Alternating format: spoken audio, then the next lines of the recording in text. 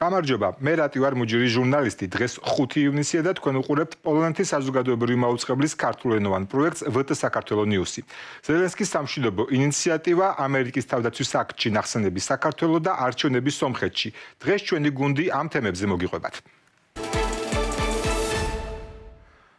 დაევალოს პენტაგონს ოქტომბრის ბოლომდე დეტალურად აღწეროს სტრატეგია თუ როგორ დაისმება საქართველოში ოპოზიციონერებსა და აქტივისტებს შორის დაკავების საკითხი ქვეყნებს შორის სამხედრო თანამშრომლობის დონეზე. ასეთია ჯო ვილსონის შესწორების სულისკვეთება, რომელიც კონგრესმენად თავდაცვის ავტორიზაციის აქტში შეიტანა. მისი კიდევ ერთი შესწორება თავდაცვის დეპარტამენტს სადაზვერო უწყებასთან კოორდინაციით საქართველოში რუსეთისა და ჩინეთის მავნე ზეგავლენისა და სადაზვერო ქსელების შესახებ გასაიდუმლოებული ანგარიშის მომზადებას დაავალებს.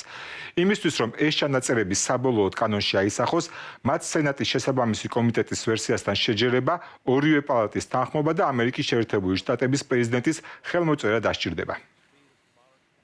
ცარიელი და არაფრისმთქელი დოკუმენტი. ასე აფასებს შალვა პაპუაშვილი ამერიკის შეერთებულ შტატებთან 2009 წელს გაფორმებულ სტრატეგიული პარტნიორობის შესახებ დოკუმენტს. რუბიოს განცხადების შემდეგ, რომ ქართული ოცნებისგან ქცევის შეცვლის მოლოდინი აქვს, პაპუაშვილი პირიქით ვაშინგტონთან ურთიერთობების გადატვირთვის პროცესში სწორედ ამერიკის შეერთებული შტატების საგარეო პოლიტიკის ძირეულ ცვლილებებს ელოდება. პარლამენტის თავმჯდომარე იმედოვნებს, რომ ახალ ადმინისტრაციასთან სტრატეგიული პარტნიორობა რეალურ დღის წესრიგს დაეფუძნება. განცხადების ბოლოს კი პაპუაშვილმა ისევ ბაიდენის ადმინისტრაცია დაადანაშაულა ამერიკასთან გაუარესებულ ურთიერთობებში. ამ სტრატეგიულ პარტნიორობასთან მე მგონი არის სრული კონსენსუსი არა მხოლოდ ჩვენი მხრიდან, არამედ ამერიკელების მხრიდანაც, რომ ის იყო ცარიელი, არაფრის მთქმელი დოკუმენტი, დეკლარაცია, რომელსაც არ ქონდა არსებითი შინაარსი. და ვთანხმდებით ფიქრობ იმაზე, რომ მნიშვნელოვანი არის, რომ ახალი სტრატეგიული პარტნიორობა რეალურ დღის წესრიგს და რეალურ დღის წესრიგს ეფუძნებოდეს და მიმართული იყოს ორივე ხალხის, ამერიკელი და ქართული ხალხის ხალხისთვის რეალური შედეგების დადგომისკენ. რა სარგებელი ჰქონდა საქართველოს შეერთებულ შტატებთან სტრატეგიულ პარტნიორობას და იყო თუ არა ის ცარიელი ფურცელი არაფრის მქებელი დოკუმენტი. ამასთან დაკავშირებით სულ ცოტა ხანში ჩვენს ეთერს ევროატლანტიკური ინტეგრაციის საკითხებში სახელმწიფო მინისტრი 2012-2014 წლებში ალექსი პეტრიაშვილი შემოუერთდება, მანამდე კი ქართული ოცნების მმართველობის პერიოდში შეძენილ სტრატეგიულ პარტნიორებზე. ჩინეთმა ისევე როგორც ირანმა აფხაზეთსა და ცხინვალის რეგიონში ლტოლვილების დაბუნების მხარდაჭერისგან თავი შეიკავა. საუბარია გაეროს გენერალურ ასამბლეაზე, სადაც აფხაზეთიდან და ცხინვალის რეგიონიდან ლტოლვილთა დაბრუნების უფლებების მხარდაჭერი რეზოლუცია კიდევ ერთხელ მიიღეს. დოკუმენტს მხარი 107 ქვეყანამ დაუჭირა, წინააღმდეგი კი 8 ქვეყანა იყო. მათ შორის რუსეთი და ბელარუსი. ნეიტრალური პოზიცია დაიკავა შვეიცარიამ, რომელიც თბილისსა და მოსკოვს შორის შუამავლის ფუნქციას ასრულებს. კენჭისყრის შედეგების შეფასებისას ქართულ ოცნებაში აცხადებენ, რომ მთავარია იზრდება იმ ქვეყნების რაოდენობა, რომლებიც რეზოლუციას მხარს უჭერენ. ახლა კი VT საქართველოს ნიუსის ვარშავის სტუდიას თბილისიდან შემოუერთდება ევროატლანტიკური ინტეგრაციის საკითხებში სახელმწიფო მინისტრი 2012-2014 წლებში ალექსი პეტრიაშვილი. გამარჯობა, მადლობა რომ დრო გამონახეთ. მოდი დავიწყოთ ამერიკასთან სტრატეგიული პარტნიორობით. ეთანხმებით თუ არა შალვა პაპუაშვილს, რომ 2009 წელს გაფორმებული დოკუმენტი ცარიელი და არაფრის მომცემია. გამარჯობა, მოგესალმებით. მოხარული ვარ, რომ ვარ თქვენთან ეთერში, ძალიან მიხარია წარმატებებს გისურვებთ. რა თქმა უნდა, გამორიცხულია ამაზე საუბარი რაიმე პოზიტიურ ჭრილში, ბუნებრივია, უმნიშვნელოვანესი იყო ეს შეთანხმებაც, რომელიც გაფორმდა თავის დროზე და უსერიოზულესი დატვირთვა ქონდა პოლიტიკური თვალსაზრისით, სამხედრო პოლიტიკური თვალსაზრისით და ყველა განზომილებაში იყო უმნიშვნელოვანესი. საერთოდ ზოგადადაც უნდა ვთქვათ, რომ არა მხოლოდ ეს დოკუმენტი, არამედ ზოგადად საქართველოს ამერიკის შეერთებული შტატების სტრატეგიული პარტნიორობა და ურთიერთობა ახლა როდესაც ინტენსიური საუბარი მიდის ქართული ოცნების მხრიდან სუფთა ფურცლიდან გადატვირთვა, ახალი ფურცლიდან და თავიდან დავიწყოთ ეს ურთიერთობები, ისეთ შთაბეჭდილებას ქმნის თითქოს მანამდე არაფერი არ იყო საერთოდ და ახლა იწყება რეალურად სტრატეგიული თანამშრომლობის გზების ძიება, რაც არის სრულიად უსამართლო, სრულიად არასწორი და დიდი დრო დაგვჭირდება იმისთვის, რომ ჩამოვთვალოთ რა კეთდებოდა საქართველოს ამერიკის შეერთებულ შტატებს შორის ურთიერთობებში. რამდენიმე საკითხი მაინც ჩამოვთვალოთ. დიახ, პირველი და უმთავრესი ეს იყო, რა თქმა უნდა, საქართველოს ტერიტორიული მთლიანობის პოლიტიკურ აღიარება, მხარდაჭერა უზრუნველყოფა ყველა ფორუმებზე იყო სრული მხარდაჭერა. ერთი, მეორე, ამერიკის შეერთებული შტატები იყო ქვეყანა, რომელმაც დაიწყო საქართველოს საზღვრის დაცვის ესე ვთქვათ ძალების და საზღვრის დაცვის შესაძლებლობების შენებლობა საქართველოს უდიდესი დახმარება გაუწია ამაში. საქართველოს შეიარაღებული ძალების წვრთნის და აღჭურვის პროგრამაში პირველი იყო ამერიკის შეერთებული შტატები, რომელმაც განახორციელა GTEP-ის, ეგრეთ წოდებული GTEP-ის პროგრამა და საქართველოში ჩამოვიდნენ ამერიკის შეერთებული შტატების სამხედროები. ეს ის პერიოდია, თანაც უნდა აღვნიშნოთ, როდესაც ამერიკის შეერთებული შტატების მხარდაჭერით, ევროპელი ქვეყნების მხარდაჭერით მოხდა რუსული ბაზების დახურვაზე შეთანხმების მიღწევა და ამ პერიოდში მოხდა შემოდინება რუსეთის მხრიდან ჩეჩნური ექსტრემისტული და ტერორისტული ელემენტების. მაშინ რუსეთს ჰქონდა მწველი სურვილი, რომ საქართველოს ტერიტორიიდან განეხორციელებინა სამხედრო ოპერაცია და ამერიკის შეერთებული შტატების მხარდაჭერა იყო უმნიშვნელოვანესი, რომ მათ ეს ამის განხორციელება ვერ შეძლეს. შემდგომი წლების განმავლობაში, რა თქმა უნდა, საქართველოს შეიარაღებული ძალების აღშენებლობაში, საქართველოს გავლით უნიშნელოვანესი პროექტების, ნავთობსადენის და გაზსადენის გადაწყვეტილების მიღებაში, განხორციელებაში უსერიოზულესი როლი ითამაშეს. საქართველოს სრულიად დეზინფორმაციულად, როდესაც ვრცელდება ის, რომ საქართველოსზე რუსეთის თავდასხმის დროს ამერიკის შეერთებულმა შტატებმა არაფერი ქმედითი არ განახორციელა, ეს არის აბსოლუტურად დეზინფორმაციული რუსული ნარატივი სწორედ ამერიკის შეერთებული შტატების მიერ. მაშინ მოხდა, როდესაც არის საუბარი აი საჰაერო სივრცის ჩაკეტვაზე, მაშინ მოხდა საჰაერო სივრცის ჩაკეტვა და დაბომბვა შეწყდა ჩვენი ინფრასტრუქტურის რუსული ტერორისტული რეჟიმის მხრიდან. და ტერიტორიული მთლიანობის მხარდაჭერა ახსენეთ და ჩვენ ნახეთ, რომ ჩინეთმა თავი შეიკავა გაეროში რეზოლუციის მხარდაჭერისგან. ასევე თვითონ ჩინეთთან სტრატეგიული პარტნიორობის დოკუმენტში არაფერი წერია ტერიტორიულ მთლიანობაზე და მაშინ რაში გამოიხატება ჩინეთთან სტრატეგიული პარტნიორობა? ეს არის სრულიად გაუაზრებელი, ესე ვთქვათ, ვითომ რაღაცა მრავალ ვექტორულობის გამსახველი ეს მნიშვნელოვანი თანამშრომლობა, აი მართლაც რეალურად რაზეც შეიძლება იყოს საუბარი, რომ ეს არის, ესე ვთქვათ, ცარიელი სიტყვები, რომელიც სხვათა შორის ეს დოკუმენტი ჩინეთთან სტრატეგიული თანამშრომლობის შესახებ შეიქმნა თავიდან ბოლომდე, აი ძალიან ელემენტარული ცოდნაც კი საკმარისია იმისთვის, რომ მიხვდეს ადამიანი, რომ დაწერილი იყო პეკინში, დაწერილი იყოს იქაური საგარეო უწყების რომელიღაც თანამშრომლის მიერ არაფერი არ არის მასში საქართველოს ინტერესების დამცველი და გამტარებელი და პლუს ამას საქართველოსა და ჩინეთს შორის ახლა სტრატეგიული პარტნიორობა თავად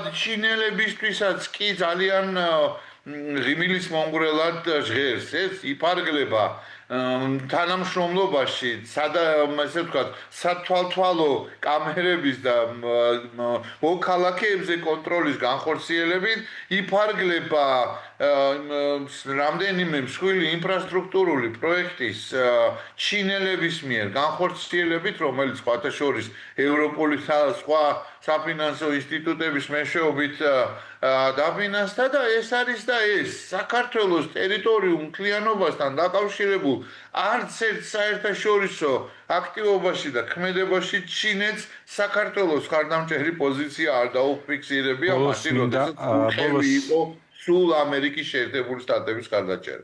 ბოლოს მინდა კითხოთ ვოლოდიმერ ზელენსკის ღია წერილზე, როგორ ფიქრობთ, ამდენად დაახლოვებს ეს მშვიდობას?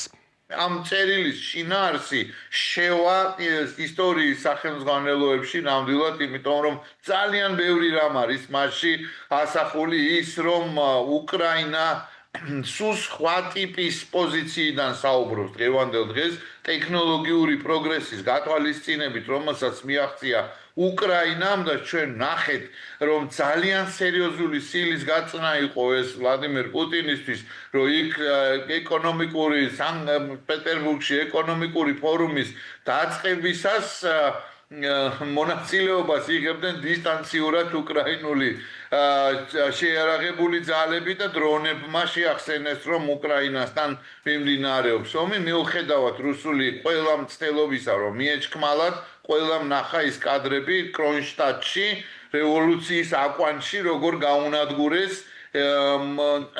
ძალიან მნიშვნელოვანი ბალისტიკური რაკეტების მატარებელი გემი და პლუს ნავთობ ტერმინალები. ასე რომ აი როგორც იტყვიან ციმის რა ქვია ცვლილება, შემოbrunება რეალურად სახეზე არის და ახლა ზელენსკი უკვე სრულიად სხვა პოზიციიდან სთავაზობს პუტინს და ეუბნება წარეს სიმართლეს, რომ მას პუტინს მართლა მოუწევს ბევრი ბრძოლა საკუთარი სიცოცხლის გადასარჩენად და უზრუნველსაყოფად. ძალიან დიდი მადლობა საქართველოს ნიუსის კითხვებს ევროატლანტიკური ინტეგრაციის საკითხებში სახელმწიფო მინისტრი 2012-2014 წლებში ალექსი პეტრიაშვილი პასუხობდა.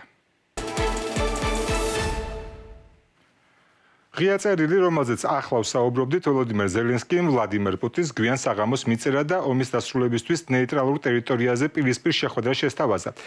შესაძლო ადგილებად უკრაინის პრეზიდენტმა შვეიცარია, თურქეთი და არაბული ქვეყნები დაასახელა.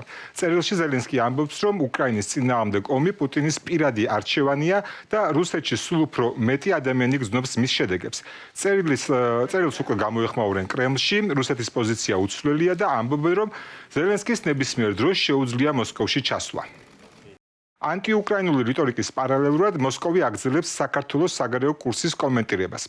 გამოცემა „იზვესიასთან“ საუბარში სერგეი ლავროვმა სააკაშვილის პრეზიდენტობის პერიოდზე ისაუბრა. ლავროვი ამბობს, რომ მაშინ ხდებოდა საქართველოს აშკარა და ღია ჩამოშორება რუსეთის ორბიტიდან და კიდევ ერთხელ გააკრიტიკა ნატო 2008 წლის გადაწყვეტილებისთვის, რა დროსაც ალიანსმა თქვა, რომ საქართველო და უკრაინა ნატოს წევრები გახდებოდნენ. ამასთან ინტერვიუში რუსეთის საგარეო საქმეთა მინისტრი ქართულ ოცნებას პრაგმატულ ხელისუფლებას უწოდებს და აცხადებს, რომ ივანიშვილის პარტიაში ესმით, რომ ევროკავშირში გაწევრიანება საქართველოს დააკარგვინებს აგრარული სახელმწიფო სტატუსს.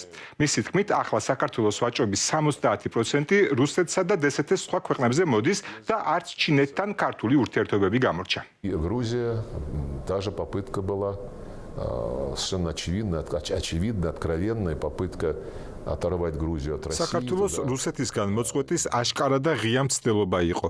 იქ ჩადიოდა კონდოლიზა რაისი, ჩადიოდნენ ამერიკის შეერთებული შტატების სხვა წარმომადგენლებიც. მაგრამ საქართველოს ახლანდელი ხელისუფლება პრაგმატიკოსები არიან. ისინი ადასტურებენ თავიანთ კურსს ევროკავშირისკენ, თუმცა ესმით, რომ მაშინ ქვეყანას მოუწევს შეწყვიტოს იმ სახელმწიფოდ ყოფნა, რომელიც თავის სოფლის მეურნეობის პროდუქტებით არის ცნობილი. შეგახსენებთ, როდესაც საქართველოს ეკონომიკა დიდწილად იყო დამოკიდებული რუსეთზე და ოფიციალურმა თბილისმა სუვერენიტეტის გამტკიცება გადაწყვიტა, კრემლმა ერთიანი ემბარგოთი აკრძალა ქართული ღვინო, მწვანილი და ხილი. 2007 წელს რუსულ საბოტაჟს ქართული სახელმწიფო გადაურჩა. დღეს კი ოფიციალური თბილისი სავაჭრო ურთიერთობებს რუსეთთან ისევ აღრმავებს. ქართული ოცნება ამაყობს, რომ სხვადასხვა მონაცემებით მაღალი ეკონომიკური ზრდის მაჩვენებელი აქვს, თუმცა ოფიციალური საქსტატის მონაცემებით უმუშევრობა მაინც იზრდება. ნახეთ ნინო ვარძელაშვილის სიუჟეტი. ბოლო 6-7 თვის განმავლობაში რეზიუმე გაგზავნილი მაქვს დაახლოებით 103 ადგილას და გამოხმაურება არის მინიმალური. თაკო კვაჭანტირაძე ელექტრონული ფოსტიდან დამსაქმებელთან გაგზავნილ შეტყობინებებს გვანახებს. ის უკვე 8 თვეა სამსახურს ეძებს. პირველი სამსახური კი 2013 წელს დაიწყო. მას შემდეგ რამდენიმე კომპანია შეიცვალა, თუმცა იხსენებს, რომ პროცესი ასეთი რთული და უიმედო აქამდე არ ყოფილა. მუშაობდა ჟურნალისტად, კონტენტის შემქმნელად, სოციალური მედიის მენეჯერად, ვებ-გვერდის რედაქტორად. 10 წლიანი სამუშაო პრაქტიკის გარდა აქვს მაგისტრის ხარისხიც. აი წინა პერიოდთან შედარებით თვალშისაცემია არის სრული იგნორირაციას აგზავნი და ვერ ხვდები, წაიკითხეს, არ წაიკითხეს. ძალიან ბევრი ადამიანი ეძებს კი სამსახურს და აი LinkedIn-ზეც რო გადახედოთ, ყოველი მეორე პოსტი სამსახურის მაძიებელის არის.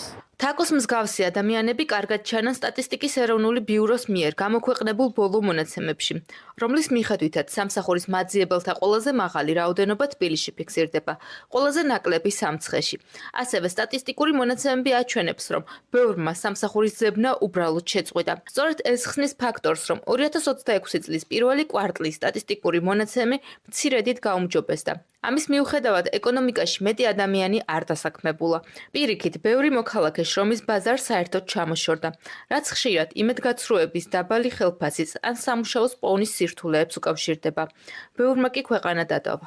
ფაქტურად ეკონომიკურ პარადოქსთან გვაქვს შეხება, როდესაც ეკონომიკა თითქმის 10%-ით იზრდება და დასაქმებული ადამიანების რაოდენობა არ იზრდება ქვეყანაში. ეს თავის მხრივ კითხვებს ნიშნავს რა ეს ეკონომიკური ზრდა რამდენად რეალურია, მაგრამ ის რომ სამუშაო ადგილები ახალი არ იქნება, რა თქმა უნდა ამას გავლენა აქვს მოსახლეობაზე. 2026 წლის პირველ 3 თვეში სამსახური დაკარგა და სამუშაოს მაძიებელი გახდა 40,000 ადამიანი.